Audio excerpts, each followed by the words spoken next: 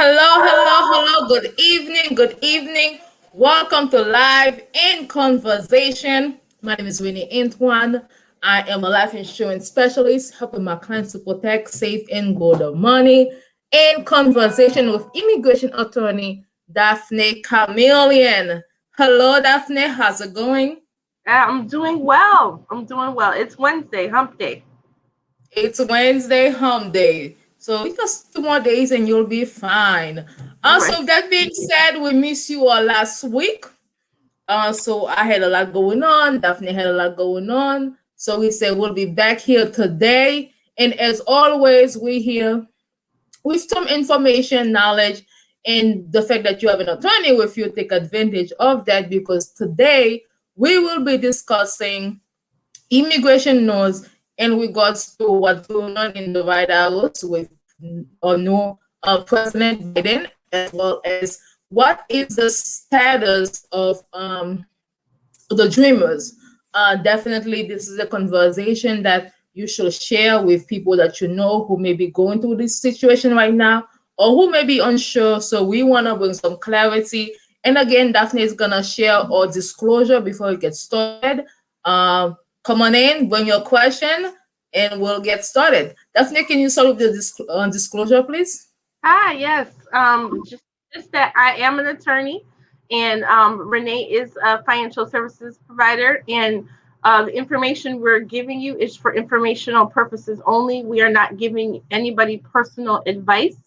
If you are in need of legal services, please seek out an attorney. If you're in need of financial services, please seek out a professional.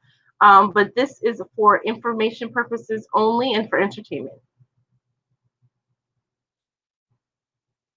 Awesome, awesome, awesome. So we're gonna get started with an article that I recently read in regards to, I guess people are pushing for maybe President Biden to issue, I guess, a large scale presidential pardon to maybe immigrants who came here, I would say, illegally. And then, so, well, what is your thought on that? Have you heard about it? What sort of, I guess, light you can share on that? So I'll actually break that down just a little bit. But even with immigrants saying, so before we talk about that, I do want to talk do like a little clarification. With immigration is people who are undocumented. There are two ways you can be undocumented. So you can be undocumented. People oftentimes, when people think of people who are undocumented, they think about people who came across a border, and that's been quote unquote the poster child of immigration, but that's actually not. There is a large number, some say it's even more now, of people who overstay, right? That's people who come here on a visitor visa. They get on a plane from whatever country, they come on a visitor visa, and they end up, and their visitor visa is over in about 6 months. And instead of going back to their country for whatever reason, they end up staying in the United States. These people are in that group of when people say undocumented, although there is a documentation of their presence in the US. But a lot of times people think of undocumented, like as I said, as people who no one knows they're in the US, they came across the border, they have no quote unquote papers, but that just simply isn't true. Immigration is comprised of both of these people, and there's a significant amount of people who overstay um, in the United States. I just wanted to say that. And then the pardons for undocumented people. There was a recent article that came out saying that there's organizations that are pushing President Biden to pardon. There's roughly around 11 million people in the United States that do not have legal status, and they're asking for some of these organizations advocacy organizations are asking for them to be given a pardon, right? And so there was several arguments for and against giving all 11 million people a pardon. Renee? Oh, you're on mute. Hello, everyone joining live. My name is Winnie Antoine in conversation with Attorney Daphnée Camilien as we discuss, immigration laws, and we go to undocumented immigrants who, I guess, may need some relief. And then, so with that being said, one of the questions is a presidential pardon an answer? The answer? What are the pros and what are the cons? So thank you all for joining us. And Daphnée, thank you so much for clarifying exactly the different type of immigration levels. And so with that being said, do you want to go into the pro and the cons of an immigration pardon? Is that even necessary? Is there any benefit to that? So if you give, the 11 million people, if they were given a pardon, so the argument is that would help because they couldn't be deported, right? There's no precedent for giving a pardon violating an immigration law is considered civil versus criminal, right? Yes, you violated a law, but it's not considered like criminal. So usually pardons are saying, okay, we're going to excuse this, but it's usually for criminal. Like presidents can give pardons, but it's usually for criminal things. Now you're at, if the president 11 million people, and it's not just DACA, Dreamers, and TPS, it's everybody, right? And excluding like people who are have criminal backgrounds, etc. There would be like exceptions, but that's not going to be the majority. And so I think that having a blanket pardon, that doesn't solve the issue, right? The issue is that these people want a pathway to citizenship. A pardon doesn't give you a pathway. It just says, okay, we're not going to deport you. But it doesn't mean that you're going to get a green card, or it doesn't mean that you can eventually become a citizen. It just means you're not going to be deported. It doesn't even mean that you'll be able to get work authorization. So I think something that's better would be to give people some type of, green card, like some type of pathway to a citizenship. I don't know, in Biden's plan, he has it separated for TPS and DACA people in one group who would get, I think, like some type of pathway to citizenship immediately. And then all the other people, it would take a couple more years, and there's more criteria. So something like of that nature. But he wants it to be done through Congress. And that was the argument in the article. Well, if Congress doesn't do it, they said Biden just give everybody a pardon. But a pardon without, through executive order, a pardon without, any other stuff is an issue. The other thing is without like the pathway is an issue. The other thing is people may argue that, so a pardon is usually for a past crime, right? Some people argue that when you're here with no status, every single day you're here with no status may be considered that you're committing a crime every day. So if you got a pardon today, the 3rd of February, and you were here for the past 5 years, does the pardon just cover the past 5 years? Does it now tomorrow, are you still covered from getting deported? Because the next day, some people consider every day that you're here without status to be violating the law. So I think people would argue that. They may argue that President Biden doesn't have the power to actually pardon all these people because there is no, when we say precedent, it just means that there's no previous president who's ever done that. There's nothing, written constitutional wise, this would be something new. So if he did it, I do believe people would challenge and say he didn't have the power to actually do it. So, but it's still too soon, in my opinion. you know, today's just 2 weeks into his administration, right? And, you know, of course, 4 years of, he's trying to undo 4 years of damage to the immigration system, and at the same time reform the immigration system, which I think everybody would agree still needs to be reformed. Whether you're for some of the beliefs that he's doing, like that Biden's doing, you may think immigration is, you know, too loose, or you feel like it needs to be cracked down. There are some changes that need to be made. So I mean, I think he wants to do that, but I still think 2 weeks talking about a pardon, in my opinion, might be a little bit too soon to ask him to do, when he's requesting that Congress do it through Congress. Now, if Congress doesn't do it, you know, and he wants to get something done during his first 4 years, during year 4 or year 3, we may revisit this conversation. Definitely, definitely. Yeah, I do also believe it is still early, and then it's definitely, I mean, since we are talking about maybe unity and basically everybody working together, then give Congress a chance to actually come together and come with a solution.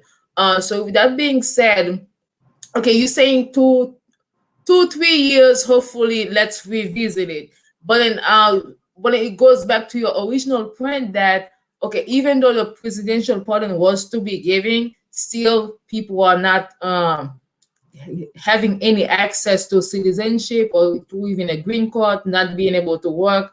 So honestly, give it time, because it's really gonna be, I don't want to say pointless, because I mean it's still gonna help them to not be deported, but then still you have no, I guess, access to employment and to have a fulfilling life.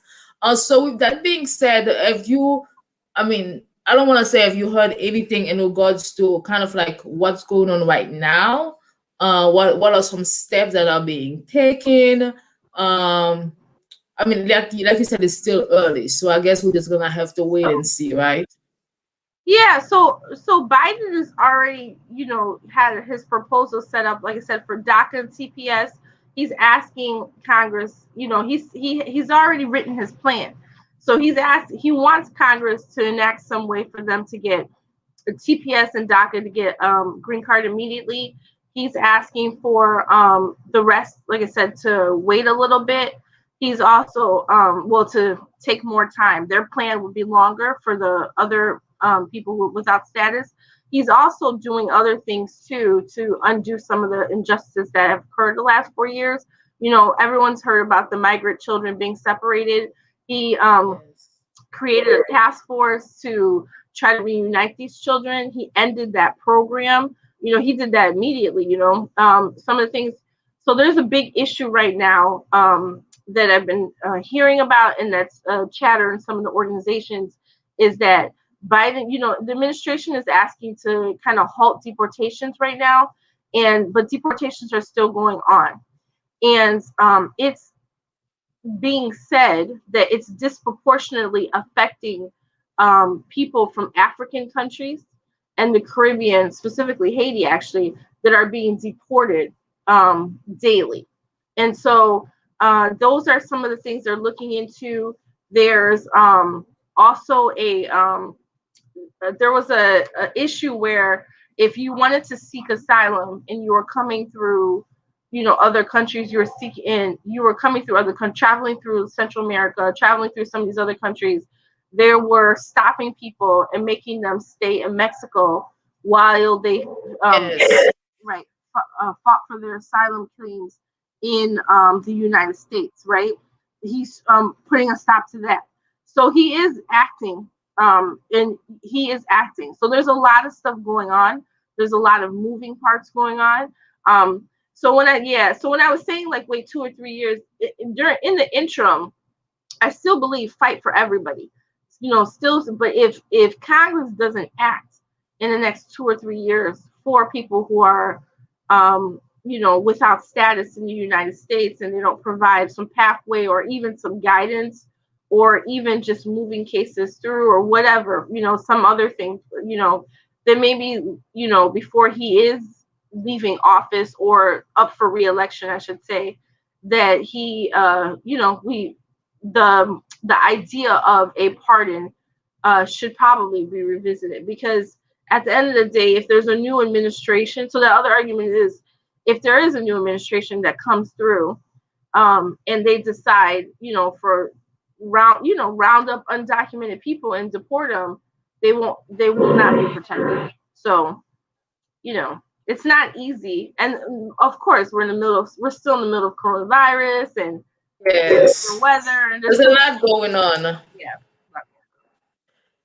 Is there any, I guess, is there any, I see that you mentioned about how maybe moving along the immigration system because of all the backlog that was going on right now. So is there any mass hiring going on right now to see how we can help people actually get the legal status? Right. So I haven't yet seen it. It doesn't mean it doesn't exist, but I haven't seen anything mass of any mass, hiring 10,000 people for the Department of Homeland Security, USCIS. So I have not seen that yet. But I would anticipate that, the need is there. People are now applying more.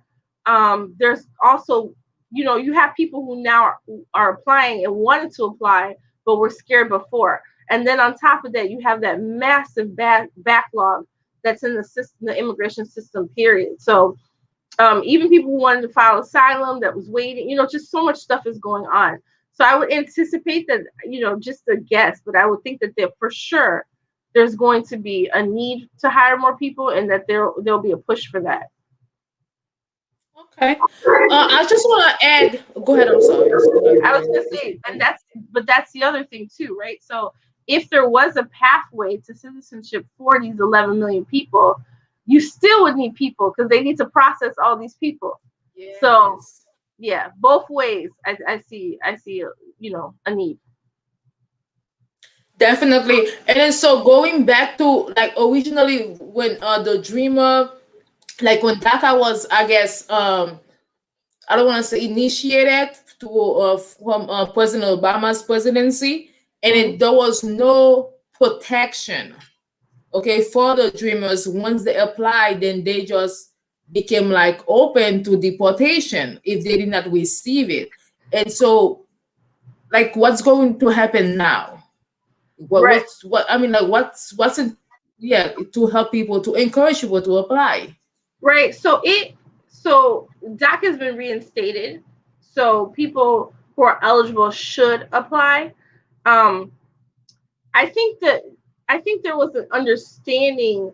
So what we just had as the last president was so different than what the U.S. has ever had, as far as like, you've never, presidents do things their own ways, but like, you're right. It was a complete, turnaround for immigration and zero tolerance and some of the things that happened.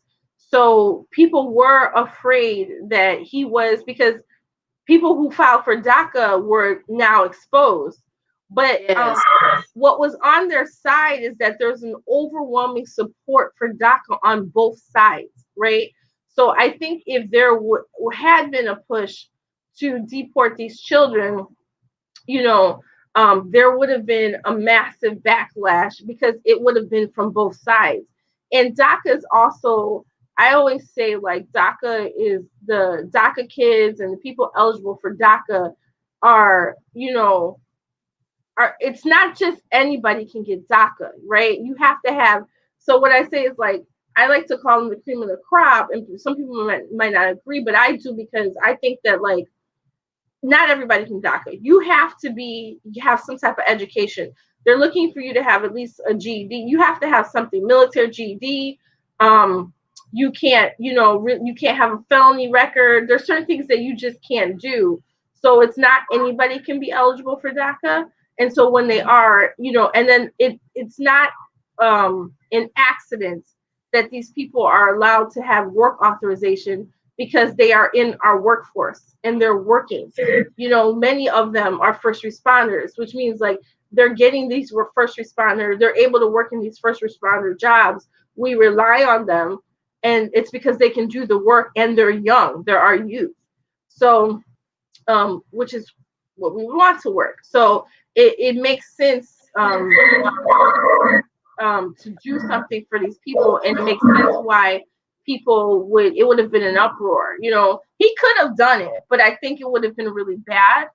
But you're right. So for people now, I think you have to run, not walk. It is a risk, and I'm not gonna say it's not a risk. It's a risk.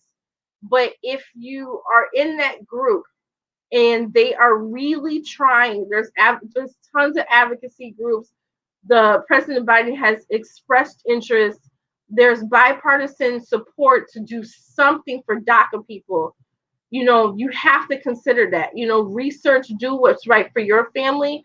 But if you're eligible for DACA, and I mean, you have to think, if you're eligible, you do take the gamble, as we say, and in 2 years they tell you you can get your green card, you know, versus that's huge, you know. So there are people, I mean, there are even people who are trying to change the requirements of DACA, so that people who came, you know, more recently can have the opportunity, because you have a lot of young people, they've gone to school, they've graduated, you know, and they can't work, you know, because they don't have DACA.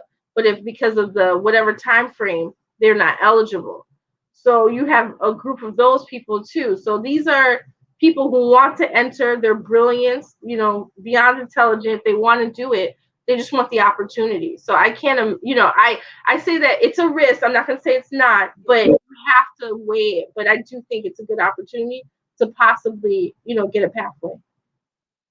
Awesome. Well, hello to everyone who has been joining us. We appreciate you. This is a conversation with Attorney Daphnée Camilien, who mostly practices immigration law. And then, so with that being said, if you have any questions in regard to immigration, or if you know someone who may have a question, go ahead and share this live with them, so that you have an attorney who can answer questions for you. So why not take advantage of that?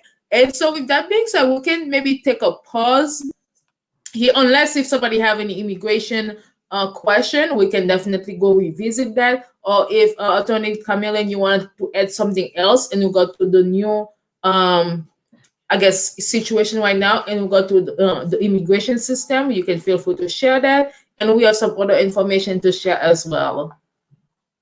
Yeah, I just would say, if anybody's, obviously you can reach out to me, but like, I would say this, like, stay tuned, watch the news. There's lots of stuff, you know, or put an alert if you don't watch the news.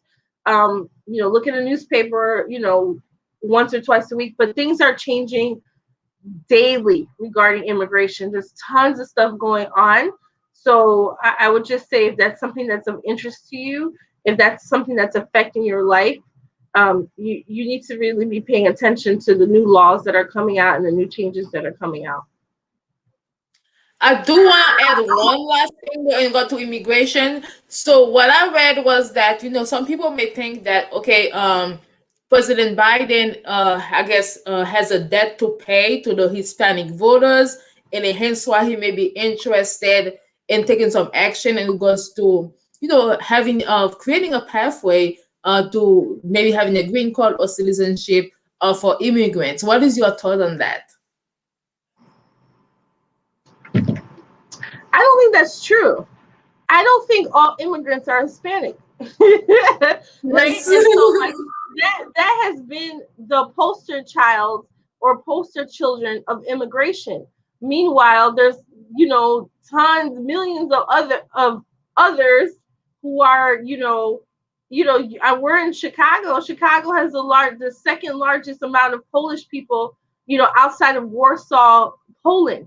And we have a large, you know, undocumented or, Polish population. So there's, you know, Hispanics are not the only, you know, that is what people have made the poster children of immigration. But I don't think, but they're not the only people. also would like to say, like, I don't think he did Hispanics vote for Biden? Absolutely, right? But they're I think he owes everybody. When I say everybody, all of us, who voted for him, who have our interests, and I think their interests are more. I article, but for me, I felt like they have more interest than just immigration. There's tons of interest, just like every group has more interest in just immigration. So I think he's going to do right by everybody as much as he can with the parameters he's given. But everybody has to lobby for whatever they want, and they have to do their part as far as get their local people and etc. But no, I don't think he's trying to pay quote unquote Hispanics back as if they're the only, and as I think it's two insults, like they're the only immigrants, and two, like that's their only interest in anything that they want. It's just immigration reform. We all want That's a immigration. good point. That's a very good point you made there. Yes, definitely, because people care, I mean, a lot of people care about different issues. Right. Immigration may be one of them, but it's not the only thing that people care about. So with that being said, there is a large, I don't want to say fairly large, but there's a fairly decent Haitian um, Americans in the Chicago area. And then so we just had an event with the Haitian community in regards to unifying, unity, and bringing people together so that we can have a voice in our community. We can do things that gonna help our community and help each other and help, I mean, amplify our voice. So do you want me to talk about it, or would you like to share more about what we just did last Saturday? I think that's your baby. I think you should talk about it. Wonderful job. We can both talk about it. So, just last Saturday, Attorney Daphnée Camilien and I, we had a nice virtual meet and greet where we recently had a newly appointed consul general for the Haitian American community in Chicago. And then so we thought that it was a great opportunity for all of the Haitian American organization and even people, entrepreneurs or just individuals who wanted to meet him could be part of that conversation. And so we had over 40 people who attended, representing about 20 organizations so that we can like get to know one another, get to know what each other are doing, and see how we can come together to help support each other, as well as understand the office of the consul general, as well as see how we can collaborate. So that being said, if you are a Haitian American who listening right now or watching this conversation right now, and you want to keep in touch with us to know exactly what is going on in the community and how you can participate in an event like that, you can always reach out to myself or Attorney Daphnée Camilien, and we'll keep you updated.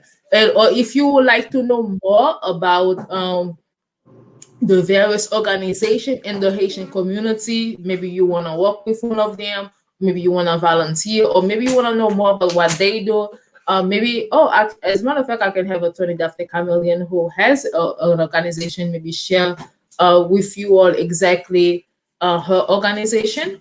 But then, yeah, Daphne, if you want to add any more, or you want to talk about Hala and what you do with Hala, feel free to share that as well.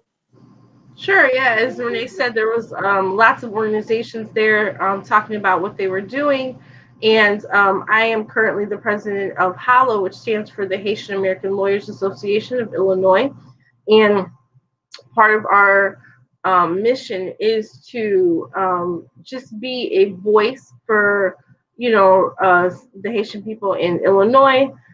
So yeah, if someone has in Illinois area, if they had an issue, we cannot promise to be someone's attorney, but we can actually try to be like a guide, right? So oftentimes people don't know an attorney, or they don't even know if they may have an issue. They don't know if it's something that can rise the case to be a legal issue. They don't know what to do, the next steps, right? So if we can even point you into the right direction, and just talk to you a little bit about what's going on. That's, oftentimes a huge relief when people are in certain circumstances. So and that's what we want to do, right? We want to make sure people know that we exist and that we're here, and that we are a resource in the community. You're on mute, Miss Renee. Awesome. I'll just share the website. Hala. Obviously, it's not to provide an attorney, but then as Attorney Daphnée Camilien says, to guide you and to exactly guide you to exactly who can potentially help you. So with that being said, I think that's all. If you have any question again in regards to any immigration question, you have an attorney here with you. Feel free to pose that question. Share this live with anybody who may have a question, and then so we can continue with the immigration topic. So, what is the future for immigration right now? I think it's wide open, actually. I think there's a desire for reform. So I think that within the next 4 years, I do see immigration moving. I don't know how far the administration is going to be able to take it in the next 4 years, or maybe the next administration can can move it forward. But I do see some type of reform. I'd love to see the days of filing for a relative, like a brother or sister. You can file for, we'll give you an example. If you're Mexican American and you have a relative in Mexico, let's say, and you file, it could take 10-20 years in order for him. He's been approved. He's just waiting for his visa to become available. Say, okay, now you can come over. Like, it's ridiculous. So like 10-20 years is a long time after receiving approval to wait for a visa. So I would love to see reform in that aspect, and in some of the policies, to just change. There are immigration laws for a reason.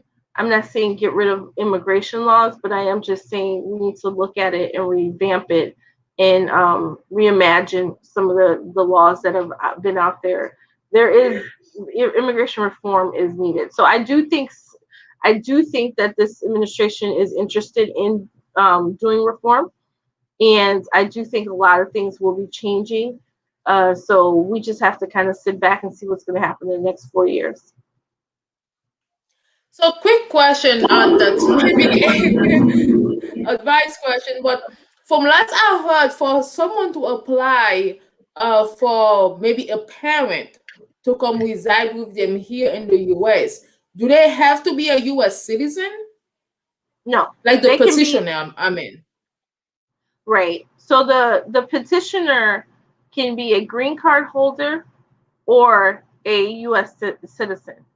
The U.S. citizen is always, so they have categories, right? And that's the optimal category, because the idea is that that person's visa, because they're a citizen, right? The petitioner is a citizen. Their category is going to be a little bit faster than if the petitioner was a green card holder. But if you're a green card holder and you want to start the process, and then if you eventually become a citizen, you can write to USCIS and you can try to change your status with them, as far as letting them know, hey, now when I signed for example, when I signed for my mom, I was a green card holder, but now I've changed my position. I'm now a citizen. So move my relative into another category and expedite.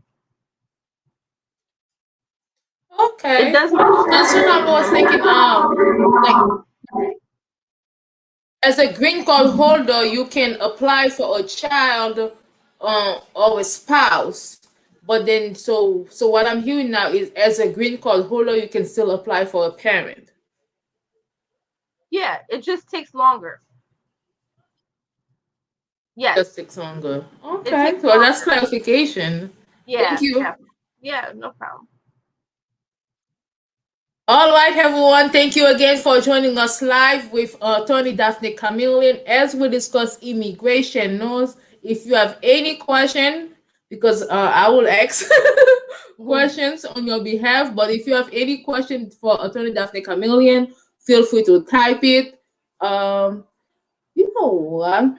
So, as a matter of fact, maybe going forward, I mean, we are here every Wednesdays, and if you do have an immigration question that you want to keep it anonymous, feel free to either reach out to Daphnée Camilien via direct messages or via myself, and then we can go ahead and answer your questions for you because we do understand that immigration questions can be private, and therefore, if that's something that you do want to do, go ahead and send us a message maybe a week before or 2 days before so that we can answer your questions for you.